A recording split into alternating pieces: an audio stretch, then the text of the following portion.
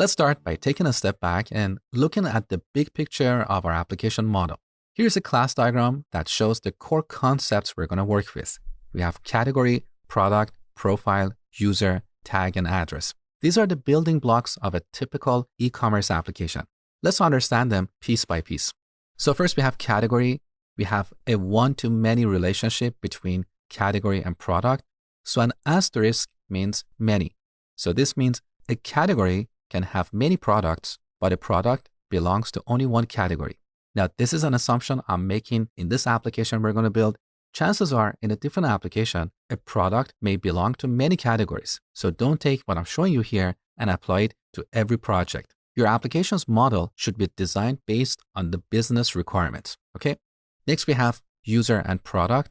So a user can have many products in their wish list, and a product may belong to many users' wish list. So we have a many-to-many relationship between these two concepts or entities.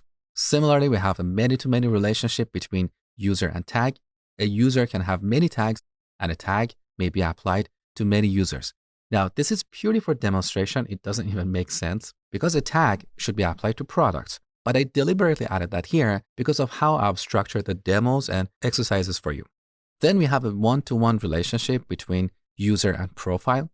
User is where we store account information like username, email, password, last signing, and so on. Profile is where we have optional information like bio, avatar, phone number, date of birth, loyalty points, and so on.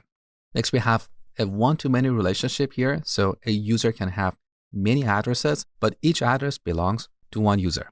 Now, to bring this model to life, we need to implement it in two places. First, in our database as tables for storing data, and second, in our application as Java classes to interact with the data programmatically.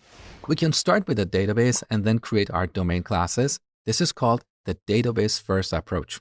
Alternatively, we can start with our domain classes and then create our database. This is called the model first approach.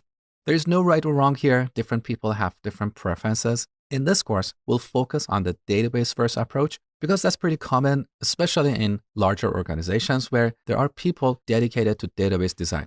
But then later in this section, I will also show you the model first approach so you can see the differences in the workflow and the code and decide which workflow is right for you.